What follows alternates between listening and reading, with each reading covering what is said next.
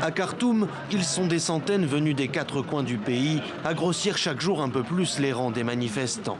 Parmi eux, ces Soudanais originaires du Darfour. Ceux-là, peut-être plus que tous les autres, ne veulent plus entendre parler des militaires. Le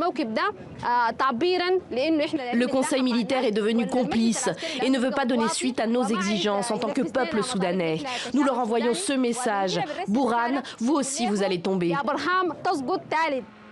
Pour eux, le nouvel homme fort du pays et les militaires encore en place sont complices, voire responsables de la guerre au Darfour. Là-bas, le général est accusé d'avoir recruté les milices et favorisé des crimes de guerre. Et dans cette partie du pays, jamais on ne pourra plus faire confiance à un gouvernement dirigé par Abdel Fattah al-Burhan. Un sentiment désormais partagé par nombre de protestataires soudanais, alors que les négociations sur le Conseil conjoint de transition sont dans l'impasse.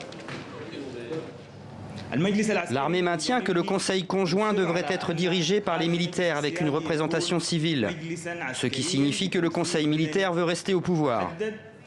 Le peut-il encore, alors que l'Union africaine vient de lui adresser un nouvel ultimatum, 2 mois pour remettre le pouvoir aux civils.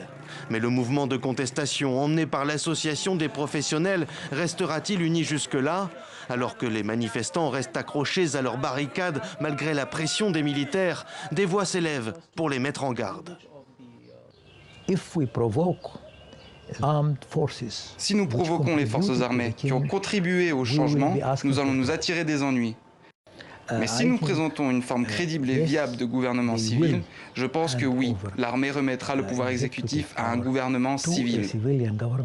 Mais rien que la durée de la transition elle-même fait l'objet d'âpres débats. Alors que les militaires réclament 2 ans, les civils, eux, exigent le double.